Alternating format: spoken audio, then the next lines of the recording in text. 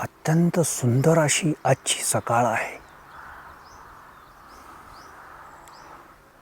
मी एका चिंचेच्या झाडाखाली बसलोय.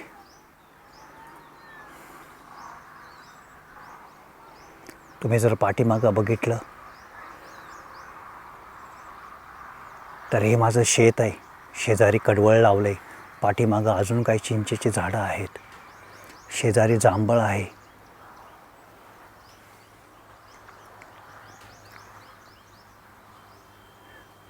तीस वर्षापूर्वी मी या शेतातून माझा इथं जन्म झाला होता.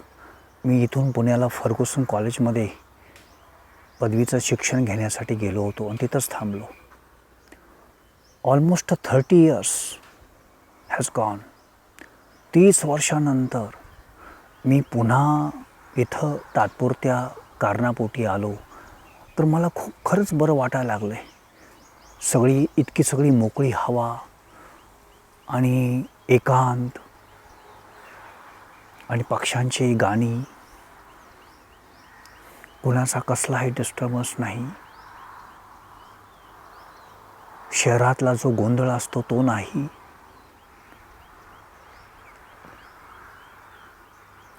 आणि ह्या शांततेचं एक फार मोठं संगीत मला पहिल्यांदाच जाणवलं. या शांततेमध्ये एक प्रकारचं संगीत आहे. म्हणजे तुम्ही किती जरी अवीट संगीत ऐकलं तरी या शांततेच्या संगीतापुढं ते संगीत म्हणजे मला वाटतं हे शांततेचं संगीत कंपॅरिझन करूच शकत नाही. आपण त्याची तुलना करू शकत नाही.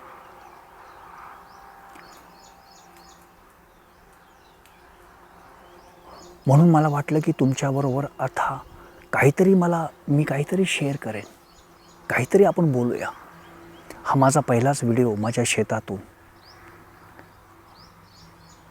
आणि जर मला असं वाटलं की मला थोडं एक्सटेंड करायचं आहे, तर इथलं राहणं वाढवायचं आहे, तर मी वाढवू पण शकतो. कारण ज्या पद्धतीची मला शांतता आणि ज्या पद्धतीचं एक प्रकारचं सौंदर्य, जगण्याचं सौंदर्य,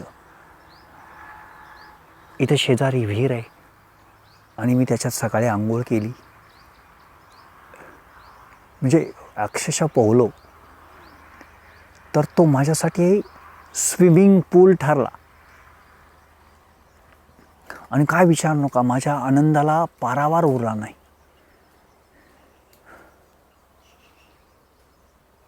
आणि मी हे टाळत होतो.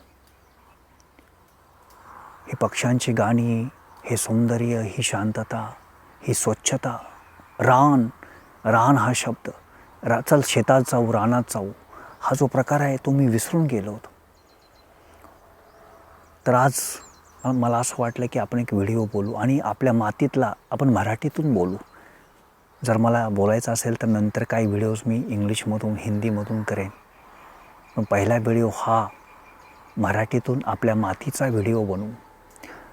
आणि मला असं वाटलं की आता हा व्हिडिओ कोणी बघेल ना बघेल, एक रँडमली मला बोलायचं होतं म्हणून मी तुमच्याशी काही गोष्टी शेअर करायला निघालो आहे. तर आज एक महत्त्वाची कथा मी तुमच्याबरोबर शेअर करतो.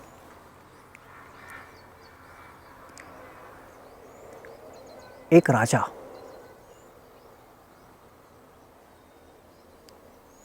त्याला एका युद्धामध्ये मोठा विजय मिळतो. विजयाचा तो मोठा जुलूस काढतो त्याच्या प्रांतामध्ये. राजा तो जुलूस संपल्यानंतर घरी येतो. जेव्हा त्याला एकांत भेटतो तेव्हा त्याला जाणवतं की आपल्या आतमध्ये काहीतरी कमी, काहीतरी असं तो विचार करतो. आतमध्ये हृदयामध्ये जाऊन डोकावून बघतो तर त्याला आठवतं की आपण विजय प्राप्त झाला, पण आपण जो डोंगरावर जो एक फकीर ध्यान शिकवतो, तो ज्या भागात राहतो त्याच्या शेजारी डोंगर असतो, तिथे एक फकीर, त्याचा तो मित्र असतो. त्याला तो भेटलेला नसतो आणि तो ठरवतो की उद्या सकाळी त्याला भेटायला जायचं. आणि त्याला कळवतं की हे हे राहिलेलं आहे, हे मिसिंग पॉईंट आहे. सकाळ होते. राजा आपल्या फकीर मित्राला भेटायचा होतो डोंगरावर. तो फकीर बऱ्याचशा लोकांना ध्यानाचे सूत्र, ध्यान म्हणजे काय, शांतता कशी प्राप्त होते, संसाराच्या चक्रातून थोडा वेळ काढून ध्यानाकडे कसा द्यावा, ध्यान म्हणजे सम्यक अवस्था, जीवन जगण्याची सम्यक अवस्था, समतोल अवस्था, तो अनेक लोकांना शिकवत असतो. आणि अनेक तिथं त्याचे जमलेले, त्याला आपण एक सुंदर शब्द बोलू, साधक, ते तिथं नेहमीच त्यांच्याकडे येत राहतात. तर राजा पण येतो. राजा आपल्या मित्राला, आपल्या फकीर मित्राला विचारतो की मी तर काही ध्यान केलं नाही, पण मला हे ध्यान न करता असं काहीतरी सूत्र दे जे मला आयुष्यामध्ये उपयोगी पडेल. मी खास तुझी भेट घ्यायला आलो आहे. मला कालच मोठा विजय प्राप्त झाला.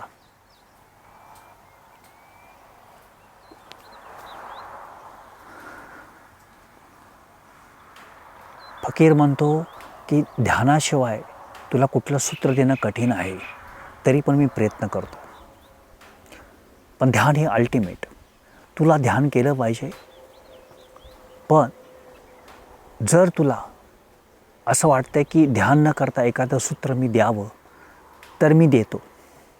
म्हणून तो एका चिठ्ठीवर, आणि राजाची अट असते की असं काहीतरी एका वाक्यात मला सांग, ज्याला विजडम म्हणतात, शहाणपण, की एका वाक्यात सांग की जे मला फार मोठं ज्ञान देऊन जाईल, साक्षात्कार देऊन जाईल. तर फकीर म्हणतो ठीक आहे. फकीर एका कागदावर एक वाक्य लिहितो, तो कागद गुंडाळी करतो, त्याचं ताईत बनवतो. तो म्हणतो हे ताईत तुझ्या गळ्यात, आणि त्याच्या गळ्यामध्ये तो ठेवतो ताईत, आणि म्हणतो जेव्हा असा तुझ्या जीवनामध्ये कुठला प्रसंग येईल की त्यावेळेस तुझे सगळे रस्ते बंद होतील, तुझ्या जीवनामध्ये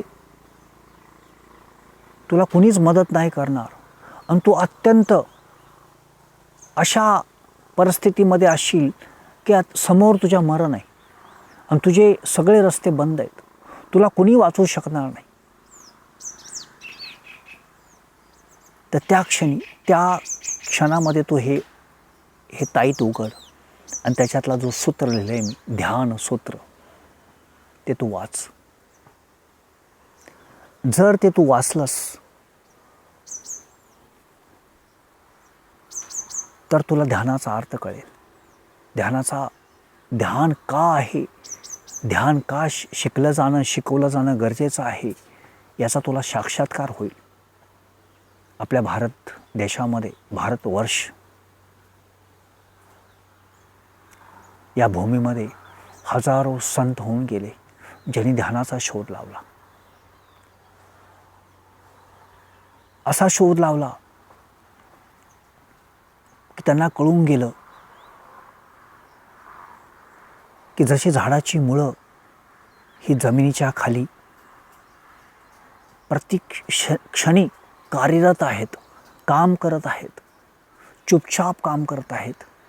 झाड, trees growing upside, trees growing towards the sky, म्हणजे हे झाड आकाशाकडे चाललं आहे, पण झाडाची मुळं ही अत्यंत विश्राम अवस्थेमध्ये शांततेत काम करत आहेत. जर ती झाडाची मुळं काम करत नसतील, ऑक्सिजन, पाणी, हवा हे सगळं शोषून घेत नसतील, व्हिटॅमिन्स, मिनरल्स आणि अन्न, तर झाड वर वाढू शकणार नाही. झाडाची ग्रोथ थांबेल, वाढ थांबेल. ध्यान हे झाडासारखं आहे, झाडांच्या मुळासारखं आहे.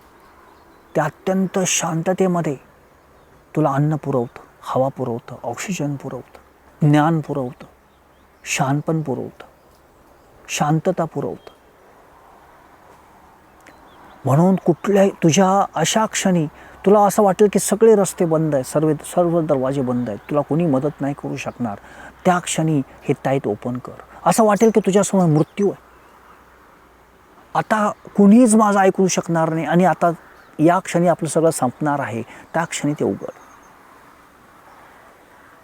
आणि तुला साक्षात्कार होईल, ध्यानाचा अर्थ कळेल, जीवनाचा अर्थ कळेल.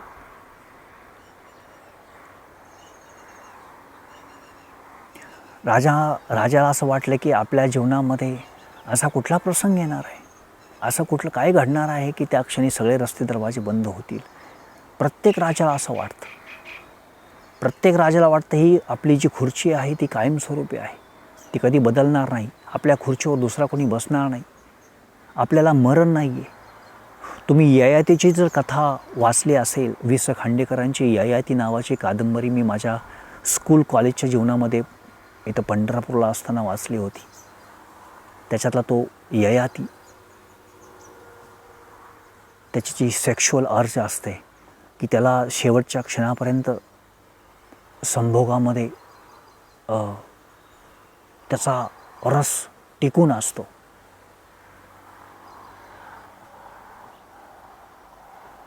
तो दुसऱ्याचं जीवन घेतो, मुलांचं जीवन घेतो, स्वतः तारुण्य प्राप्त करतो, तरी पण त्याची ती जी सेक्शुअल एनर्जीमधली जी इच्छा असते तशीच अतृप्त राहते. मग एक दिवस त्याला कळून जातं की ही इच्छा कधीच संपणार नाही, कारण ही मनाशी जोडली, मन कधीच तृप्त होऊ शकत नाही.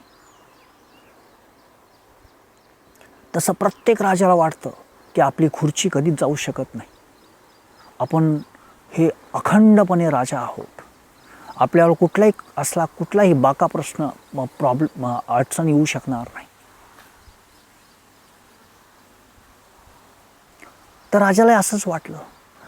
तो आपल्या मित्राची भेट घेऊन त्याचा निरोप घेतला त्यांनी आणि तो घरी आला. मध्यंतरी बरेच उन्हाळे गेले, पावसाळे गेले, हिवाळे गेले आणि असा कधीच प्रसंग आला नाही राजाला की ते ताईत उघडावं आणि ते वाचून बघावं.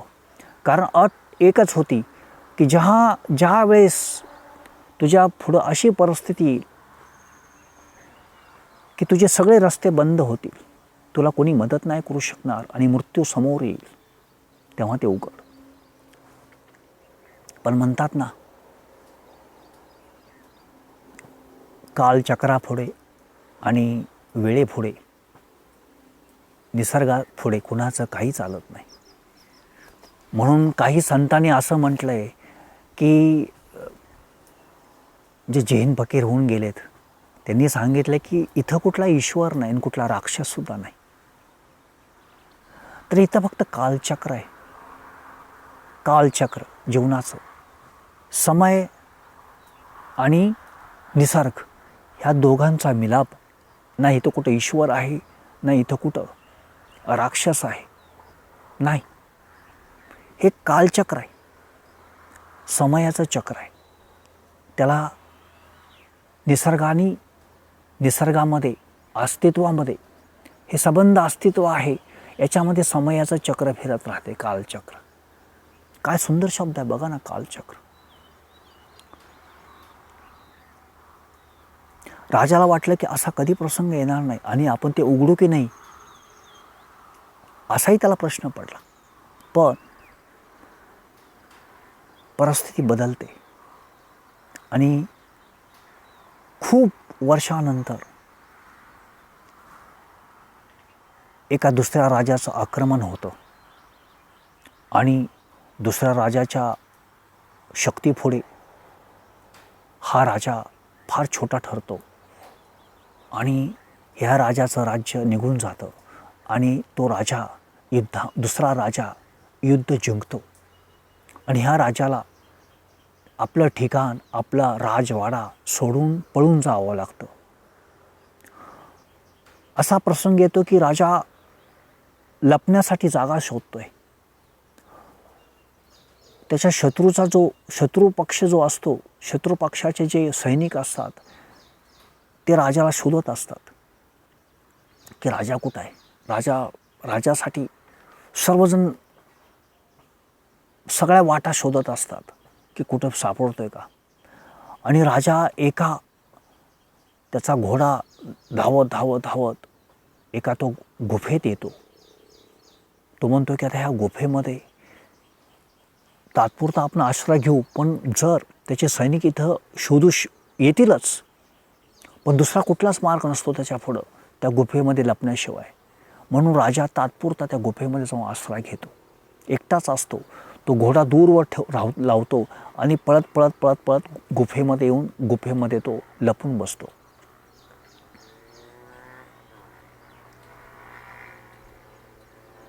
राजाचा घोडा निघून जातो आणि थोडा काळ सरकत जातो. तसतसं सैनिकांचे घोड्यांचे जे मोठमोठे पायदळ असतात त्यांचा आवाज यायला लागतो. घोड्यांचा मोठा आवाज यायला लागतो. सैनिक शोधतायत राजाला. आणि असं झालं की आता त्या पावलांचा आवाज खूप जवळ येतोय. राजाची जी अवस्था झाली की आता आपला मृत्यू समोर आहे. कुठल्याही क्षणी सैनिक आपल्याला पकडतील, आपल्याला त्या क्षणी मारू पण शकतील किंवा आपल्याला कैद करून राजाकडे घेऊन जातील. तिथं आपल्याला कैदेमध्ये ठेवतील किंवा मारून टाकतील. त्याला मरण समोर दिसायला लागलं. आणि तो विसरून गेला होता हे ताईत. त्याला दिसलं की आता आपलं राज्य केलं, आपल्या जवळ जे होतं सगळं ते सगळं केलं. आपण एकटे आहोत, आपल्याला कुणी वाचू शकणार नाही. त्या क्षणाला त्याला आठवलं की आता कोण आपल्याला वाचू शकेल. म्हणून त्याला फकीराची आठवण झाली. आणि फकीरान दिलेला एक ताईत तो बघितला, तिनं आठवला एकदम, अरे हा ताईत दिलाय की कुठल्याही क्षणी शत्रूचे जे सैनिक आहेत ते जवळ येत आहेत. त्यांच्या घोड्यांच्या पावलांची टापं, त्यांचा आवाज येतोय आणि ते पकडतील. ते पकडणारच आहेत. आणि राजाला कुठलाही सुटकेचा कुठलाही त्या क्षणाला असं वाटलं की आता आपली सुटका नाही आहे.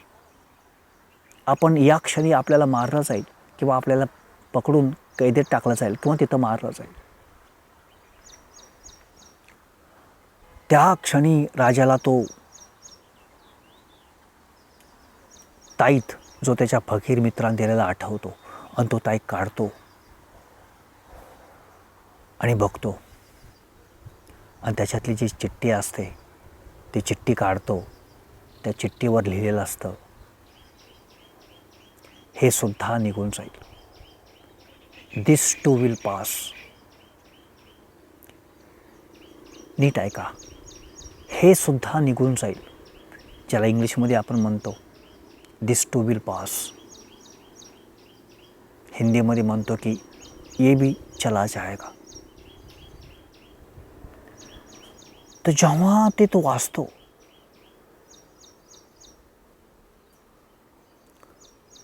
तेव्हा त्याला एक रिलीफ मिळते. आतमध्ये खूप शांतता येते. हे सुद्धा निघून जाईल. आणि असं वाटतं त्याला, असं त्या क्षणी असं वाटतं की नो प्रॉब्लेम, कुठली अडचण नाही. जरी पकडलं तर पकडू द्या. जी निसर्गाची इच्छा ती माझी इच्छा, जी ईश्वराची इच्छा, जी ह्या वेळेची इच्छा, त्याच्यापुढं कुणाचं काय चालू शकत नाही. मी तयार आहे. या क्षणाला निसर्गापुढं तो झुकतो आणि म्हणतो ठीक आहे, जे होईल ते होईल. आणि जेव्हा तो स्वीकारतो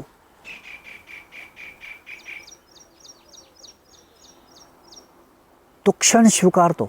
लक्षात घ्या, तो क्षण जसा आहे तसा, संकटांचा, दुःखाचा, आनंदाचा, विजयाचा,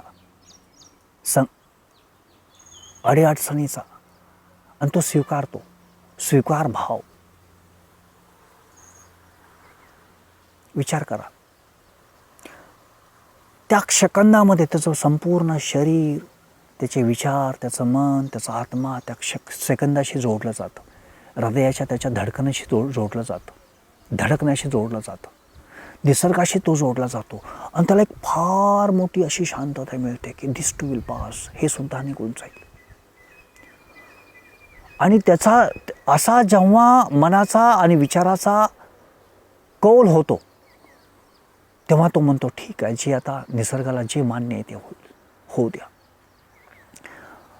आणि ते जे सैनिक जवळ येत होते त्या सैनिकांनी बघितलं की कोणीच इथं आसपास कोणी नाही आहे.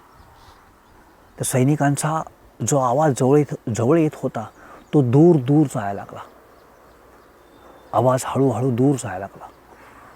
आणि काही काळामध्येच सैनिक त्या गुफेपासून दूर गेले. त्यांना असं वाटलं की राजा हा जो प्रांत आहे तो सोडून बाहेर गेला. राजा त्या गुफेतच थांबतो रात्री आणि पहाटेच्या सुमारास ती तो गुफा सोडतो आणि दुसऱ्या प्रांतात निघून जातो. असं म्हटलं जातं की राजा पुन्हा सगळ्या आपल्या सैन्याला एकत्र करतो, जसं शिवाजी महाराजांनी महाराष्ट्रामध्ये सर्व मावळ्यांना एकत्रित केलं. सर्व लोकांना एकत्रित करतो आणि पुन्हा त्या राजाच्या विरोधात युद्ध पुकारतो आणि तिथं तो जिंकतो. जिंकल्यानंतर पुन्हा तो जुलूस काढतो.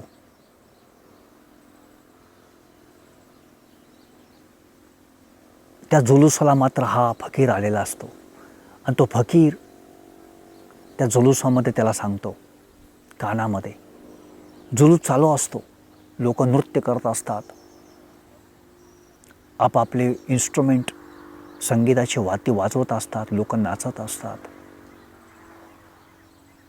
त्यावेळेस तो फकीर राजाच्या कानात सांगतो की हा जो मी कागद लिहून दिलाय तो कागद तुला अत्यंत आनंदाच्या क्षणी किंवा अत्यंत दुःखाच्या किंवा अत्यंत अडचणीच्या ना अत्यंत उत्सवाच्या क्षणी सुद्धा तुला उपयोगी पडेल. तो कागद तुझ्या विजयाच्या ठिकाणी सुद्धा उपयोगी पडेल. तो ते काढून वाच. तो कागद काढतो, बघतो तर त्यावर लिहिलेलं असतं दिस टू विल पास, हे सुद्धा निघून जाईल. म्हणजे ना विजय राहतो ना हार राहते. सगळं कसं मोमेंटरी आहे, क्षणभंगूर आहे, तात्पुरतं आहे. काही या पृथ्वीवर काहीही असं कायमस्वरूपी काहीच नाही. दिस टू विल पास, हे सुद्धा निघून जाईल. विजय येतो तो पण निघून जातो, हार होते ती पण निघून जाते. म्हणून असं म्हणतात ना, बरेचसे जे पॉझिटिव्ह रायटर्स आहेत ते लिहितात पुस्तकं, म्हणतात नेव्हर गिव्ह अप, तुम्ही कधी सोडून देऊ नका. नेव्हर गिव्ह अपचा अर्थ असा होतो की नेव्हर, कधीही नाही, गिव्ह अप, सोडून देऊ नका. Never give up. एखादी गोष्ट करताय किंवा जीवन जगताय, अडीअडचणी येतात किंवा अत्यंत यश मिळतं, ह्या दोन्ही ठिकाणी हे सूत्र वापरण्यासारखं आहे. कुठलं की दिस टू विल पास, हे सुद्धा निघून जाईल. आणि हे सूत्र की नेव्हर गिव्ह अप, तुम्ही शेवटच्या क्षणापर्यंत सोडू नका. हे पण सूत्र सर्वात महत्त्वाचं सूत्र जे आपण आपल्या आज कथेला वापरलं की राजाला त्या क्षणी ध्यानाचा अर्थ कळतो, ध्यानामधली शक्ती कळते, ध्यानाची गरज का आहे संबंध पृथ्वीला हे कळतं. आपल्या भारतवर्षाने ध्यानाचा फार मोठा शोध घेतला. आज इलॉन मंगळावर जाण्याचे स्वप्न बघतो. मंगळावर त्यांनी सॅटेलाईट स्टारशिप्स पाठवलेले आहेत. आपण मंगळावर जरी गेलो ना तर आपलं मन असणार आहे. आपलं मन जे आपण गोळा केले ना, इमेजेसमधून, साऊंड्समधून, वाचन, लिखाण, बोलण्यातून आपलं मन तयार होतं. ते तसंच मन प्रत्येक क्षणी धावतं आहे. ते मन घेऊन आपण मंगळावर जाऊन बसू लक्षात घ्या. जर मन असेल ना तर मंगळावर काही ठीक आहे, आपली कॉन्शियसनेस मनुष्याची एक ज्योत आहे ती तेवत राहील, पण आपलं मन तिथं आपण घेऊनच जाऊ. पण भारतवर्षातल्या फकीराने हे शोधलं की मनाच्या पलीकडे जाता येतं. इथं राहून मनाच्या पलीकडे प्रवास करता येतो, शरीराच्या पलीकडे जाऊन प्रवास करता येतो. हे भारतवर्षाची देणगी, संबंध विश्वाला हे गिफ्ट आहे, हे भेट आहे. हजारो फकीर, हजारो संत सेज होऊन गेले आपल्या भारतवर्षामध्ये. आणि तुम्ही बघा ना, आपल्याकडे टेक्नॉलॉजी आपण जास्त निर्माण करू शकलो नाही, पण या गोष्टीचा शोध घेतला आपण. ज्योतिषशास्त्र निर्माण केलं, अध्यात्माचं शास्त्र निर्माण केलं, ध्यानाचं शास्त्र निर्माण केलं, पतंजलीची अष्टांग योगसूत्र निर्माण केलं. आपल्या भारतवर्षामध्ये अशा आपण गणिताचा शोध लावला. विचार करा, ही भारत देशाची भूमी, पावन भूमी. आत्ता मी बसलो आहे तुमच्याशी बोलतो आहे, इथून फक्त पंढरपूर 10 मिनिटाच्या अंतरावर आहे. ड्राईव्हवर 10च मिनटं ड्राईव्ह आहे. नदी जवळच आहे, भीमा नदी. माझ्या आसपास जवळच इस्कॉनचं टेम्पल आहे, पलीकडे विठ्ठलाचं टेम्पल आहे, मध्ये नदीमध्ये पुंडलिकाचं टेम्पल आहे. या पावनभूमीतून मी म्हटलं की आज तुमच्याशी ही कथा शेअर करावी की कधी आयुष्यामध्ये संकट आलं किंवा आनंदाचं फार मोठं विजयाचा उत्सव तुम्ही साजरा करताय, तर नेहमी आपण लक्षात ठेवू की हे सुद्धा निघून जाईल. दिस टू विल पास. कुठलंच काही टिकत नाही, ना सुख टिकणार आहे ना दुःख टिकणार आहे.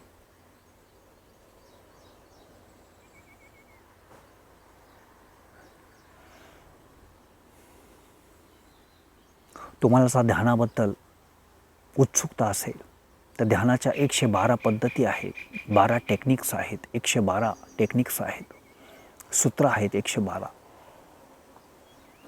तर त्याच्यातले काही सूत्र आपण याच्यावर बोलू. तुम्हाला त्याच्याबद्दल उत्सुकता खूप आहे, तुम्हाला ध्यान शिकायचं आहे किंवा करायचं आहे किंवा प्रॅक्टिकल समजून घ्यायचं आहे, तर तुम्ही मला कनेक्ट होऊ शकता. आपण तसा ऑनलाईनचा एक कोर्स 3 महिन्याचा घेऊ शकतो. वीकली 1 डे 2 आवर्स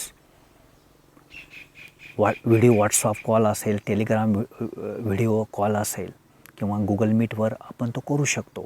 तुम्हाला त्याच्यात इंटरेस्ट असेल, तुम्हाला ध्यान शिकून जर जगाला शिकवायचं असेल तर आपण त्याच्यावर बोलू. प्रॅक्टिकल ध्यानाचे काही पद्धती, काही मेथड्स आपण त्या प्रॅक्टिकली आपण करून बघू.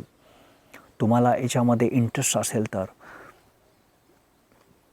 मी तसा कोर्स घेतो, बेसिक मेडिटेशन आणि लर्न बेसिक मेडिटेशन्स. आणि दुसरा जो कोर्स आहे तो बी अ मेडिटेशन टीचर, तोही 3 महिन्याचा कोर्स आहे. हे 2 कोर्स आहेत.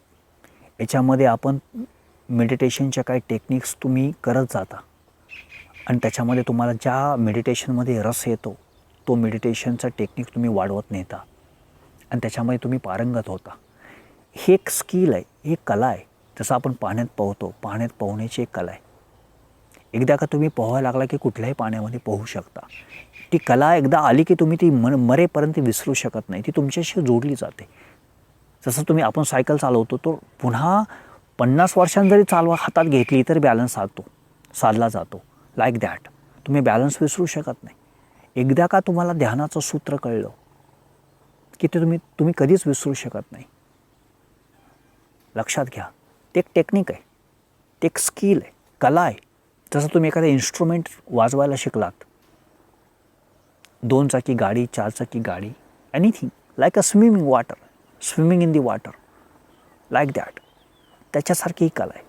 एकदा का शिकलात तुम्ही पुन्हा तुम्हाला असं वाटलं की मला ते आता अनलर्न करायचं आहे, म्हणजे ते शिकायचं नाही आता मला. मी पोहलो आहे आता, मी पोहायला शिकलो नाही असं करायचं आहे, होऊ शकत नाही. Never, it will never happen. तुम्ही विसरूच शकत नाही ते. लाईक दॅट ध्यान ही मनुष्याच्या जीवनात भेटलेली सर्वोत्तम गिफ्ट आहे, सर्वोत्तम भेट आहे, निसर्गाची भेट आहे. संतांनी, गौतम बुद्धांनी, महावीरांनी, हजारो फकीरांनी ही ध्यानाची अमूल्य भेट भारतवर्षाकडून संबंध विश्वाला दिलेली.